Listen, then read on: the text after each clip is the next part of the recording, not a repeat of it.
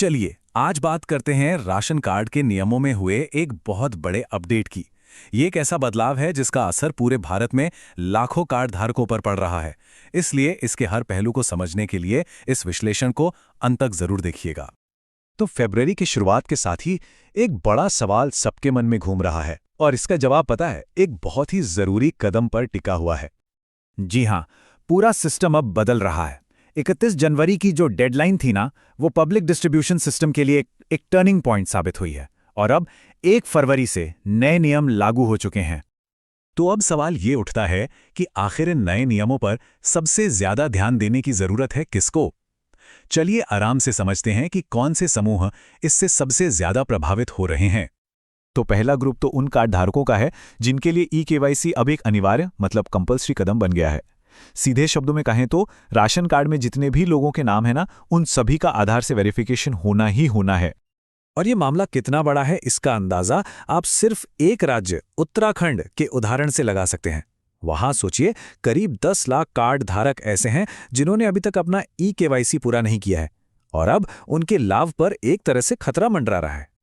अच्छा, e-KYC verification तो एक बात हुई, लेकिन एक दूसरा ग्रुप भी है जो इन बदलावों से सीधे सीधे प्रभावित हो रहा है। सरकार अब ये भी जांच रही है कि इन फायदों के लिए असल में अपात्र यानी कि इनएलिजिबल कौन है। तो इन अपात्र लोगों को पहचानने के लिए ना कुछ खास क्राइटेरिया बनाए गए हैं। जैसे कि अगर किसी के पास 4 व्हीलर गाड़ी है या कोई गवर्नमेंट जॉब में है या फिर उनकी इनकम एक तय सीमा से ज्यादा है, तो अब उन्हें इस स्कीम के लायक नहीं माना जा रहा। और हां, इस पर एक्शन भी तेजी से शुरू हो गया है। एक उदाहरण फिर से उत्तराखंड का लेते हैं।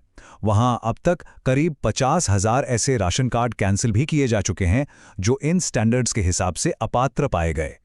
पर सवाल ये है कि आखिर ये सारे बदलाव हो क्यों रहे हैं? आइए समझते हैं कि इन नए नियमों के पीछे सरकार का असली मकसद क्या है।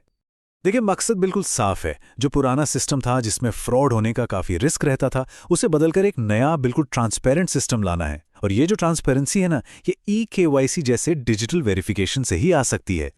तो कुल मिलाकर इन सब चीजों का एक ही बड़ा गोल है, धोखाधड़ी को रोकना और ये पक्का करना कि सरकारी मदद सिर्फ उन लोगों तक ही पहुंचे जिन्हें इसकी सच में जरूरत है। तो अब जब इतना बड़ा चेंज हो रहा है, तो आगे क्या होगा? सरकारी महकमा क्या कर रहा है और कार्ड धारकों को अब क्या करना चाहिए? देखिए, अधिकारी भी ये बात समझते हैं कि इन नियमों को जमीन पर उतारना, खासकर दूर दराज और पहाड़ी इलाकों में आसान नहीं है। एक बड़ी चुनौती है। इन जगहों पर ई-केवाईसी पूरा होने का रेट अभी भी काफी कम है। इसी प्रॉब्लम से निपटने के लिए प्रशासन कुछ कदम उठा रहा है। खाद्य और नागरिक आपूर्ति विभाग के एडिशनल कमिश्नर पीएस पांगती के अनुसार ई-केवाईसी के लिए जागरूकता अभियान चलाया जा रहा है और लोगों को कोई असुविधा ना हो, इसके लिए डेडलाइन बढ़ाने पर भी बात चल रही है। तो जो लोग भी इससे प्रभावित हैं, उनके लिए आगे का रास्ता बिल्कुल सिंपल है पर जरूरी है। पहला काम, अपने लोकल राशन डीलर के पास जाइए और दूसरा, अपने परिवार के हर एक सदस्य का आधार बेस्ड ई-केवाईसी कंप्लीट करवाइए। तो ये पूरी कोशिश हमें एक बहुत ही अहम सवाल पर लाके खड़ा कर देती है। ट्रांसपेरेंसी यानी पारदर्शिता और एक्सेस यानी पहुंच के बीच एक बैलेंस कैसे बनाया जाए।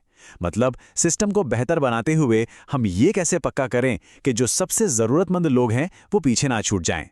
ऐसी ही जानकारी के लिए ऑल कैन स्टडी को सब्सक्राइब कीजिए। धन्यवाद। चलिए अगली वीडियो में मिलते हैं।